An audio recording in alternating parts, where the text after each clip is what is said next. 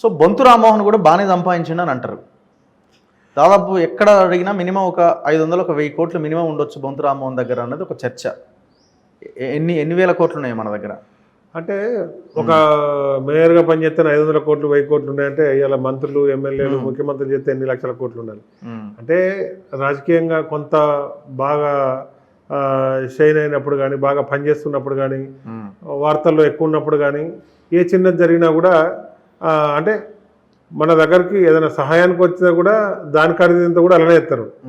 ఏదైనా ఫోన్ చేసి పలాంటి రఘుకి ఏదో ఇష్యూ ఉందంటే కొద్దిగా హెల్ప్ చేయమంటే దాని ఖరీదంతా కూడా దాంట్లో ఎత్తారు. ఓకే, ఇట్లా ఆ పని అయిందా కాలేదా, ఎవరికైనా హెల్ప్ చేసినవా లేదా, అసలు మనం నిజంగా ఇన్వాల్వ్ అయినవా, ఏమైనా జరిగిందా, దానివల్ల బెనిఫిట్ వచ్చిందా, ఏమీ లేదు.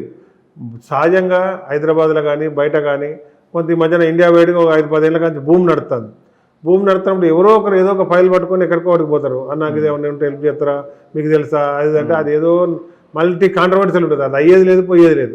కాకపోతే ఏంటంటే ఒక ప్యాషన్ ఇదొక అయిపోయింది. 100 కోట్లు సంపాదించరు, 10 కోట్లు 10 కోట్లు అంటే దాంట్లో తీరా ఎమ్మటి ఉన్న కొంతమంది వ్యక్తులకే పడక అన్న చాలా విషయాలు వచ్చినాయి, చాలామంది ఇట్లా అన్న దగ్గరకు వచ్చారు, అది అయిందేమో, అయితే ఇంత వచ్చిందేమో, ఒకవేళ ఇదైతే ఇది ఒక 100 కోట్లు వచ్చిందేమో అని ఇక ఊహాజనితమైంది ఉంటాయి. ఇక రాజకీయాలు అది మేము ఒకవేళ నిజంగానే ఉంటే ఏ దర్యాప్తు సంస్థలు ఎంక్వైరీ చేసినా తెలిసేది. నిజంగా దానికి 2001 ముందు మీరు ఆనాడు ఉద్యమం నుంచి ఎట్లా అయితే ఉన్నారో ఇప్పుడు అదే పొజిషన్లో ఉన్నారా? డిఫరెంట్గా నేను ఏమంటానంటే ఆ రోజు మారుతి కారు ఏదో ఉండే, ఈరోజు ఏదో టొయోటా కారు కొనుక్కున్నాం కావచ్చు. గ్రాడ్యువల్గా వచ్చిన తప్పితే ఒకటేసారి పెద్ద 4 బెంచ్ కార్లు, 4 కాన్వాయ్లో, లేకపోతే 4 ఇండ్లు బంజారాహిల్స్లో, లేకపోతే ఇంకేదో 100 ఎకరాల భూమిలో ఎక్కడ కొనుక్కున్నది లేదు. గ్రాడ్యువల్గా ఎమ్మెల్యేగా పోటీ ఎంపీగా పోటీ చేయాలనుకుంటున్నారంటే మినిమం ఒక 50 కోట్లు అన్నా వెనక వేసి ఉండాలి కదా. అంటే ఏ ప్రభుత్వం అయినా ఏ వ్యక్తి అయినా అతనికి నలుగురు తెలిసిన బిజినెస్ చేసేటోళ్ళు, నలుగురు మిత్రులు, లేకపోతే సర్కిల్ ఏదైతే ఉంటుందో ఏదో ఒక రకంగా మనం ఏదో రకంగా వాళ్ళకు ఉపయోగపడతాం. మనం ఇంకా ఎవరో ఒకరు సహాయం చేసి మన మొత్తమే డబ్బు ఖర్చు కాకుండా ఎలక్షన్ అయిద్దని కాదు, ఏదో ప్రలోభ పెడతానికి కాకుండా తిరిగే వాళ్ళకు మనం కొంత ఇది చేస్తానికైనా డబ్బు అవసరం ఉండదు. కాబట్టి దాంట్లో మనం ఉన్నంతలో కొంత ఇది చేసినా మనకు సంబంధించిన మన సహాయ సహకారాలతో ముందు పోయే ప్రయత్నం ఉంటుంది. మనకే ఉండాల్సిన అవసరం లేదు. కానీ చాలా ఎలిగేషన్స్ వచ్చినాయి. మీరు జిహెచ్ఎంసీ మేయర్గా ఉన్నప్పుడు మీ మీద కబ్జా ఆరోపణలు వచ్చినాయి, చాలా ఎలిగేషన్స్ వచ్చినాయి కదా, వాటన్నిటికీ మీరు ఆనాడు సమాధానం చెప్పాలి. నేను జిహెచ్ఎంసీ మేయర్గా జిహెచ్ఎంసీ పరిధిలో ఎక్కడ కూడా ఆరోపణలు రాలే. ఎక్కడో ఏదో ఒకటి డెవలప్మెంట్ తీసుకుంటే దాంట్లో ఏదో ఇష్యూ ఉందంటే దాన్ని అక్కడనే వదిలిపెట్టేసినాం.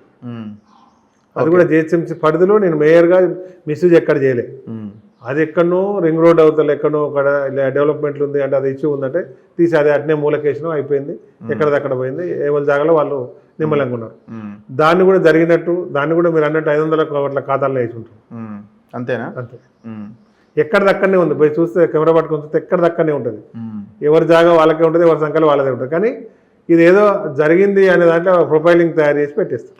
పదవిలో ఉండి అధికారంలో ఉండి మీరు ఏమి మేయర్గా ఉండి ఏ అనుచితమైన లాభాన్ని మీరు పొందలేదా? అంటే నేనేమంటానంటే పూర్తి స్థాయిలో ఒక 10 మందిని పెట్టి ఎంక్వైరీ చేసినా కూడా జిహెచ్ఎంసీ మేయర్గా జిహెచ్ఎంసీ పరిధిలో ఇగో పలానా దగ్గర పలానా కాంట్రాక్టర్ దగ్గరనో పలానా రోడ్ ఎత్తనో ఇంకోటి అయితేనో ముద్రామ్మని ఇక్కడ డిమాండ్ చేసి హరాస్మెంట్ చేసి ఒత్తిడి చేసి తీసుకుందని ఆ రోజు 5 ఏళ్ళ జిహెచ్ఎంసీ హైరైజ్ టవర్లో మీకు వాటాలు కానీ బిల్డింగ్లు కానీ ఎక్కడ ఏమీ లేవు. ఎక్కడ ఎవరిని పోయి పేరుతో ఉండేమో, నా పేరుతో నా వేరే వాళ్ళ పేరుతో ఉన్న ఇప్పుడు ఒక అధికారి మీద అప్పుడప్పుడు అవినీతి ఆరోపణలు వస్తాయి. ఆయన మీద అప్పుడు చెప్తానికి ఇబ్బంది ఉంటే తర్వాత జరుగుతున్నప్పుడు ఏమైనా కంప్లైంట్ వస్తే యాక్షన్ తీసుకునే సందర్భం ఉంటుంది. 3 ఏళ్ల కంచి నేనైతే మేయర్గా లేను. ఇప్పుడు కూడా నేను ప్లేన్గానే ఉన్నా. లేదు పలానా ఐరేజో ఇంకా పలానా ఇది దాని మీదనో ఖచ్చితంగా నా పేరు ఇంకో నా పేరు మీద వినామీ పేరు ఏది ఉన్నా కూడా బయట పెట్ట ఇదవుతుంది.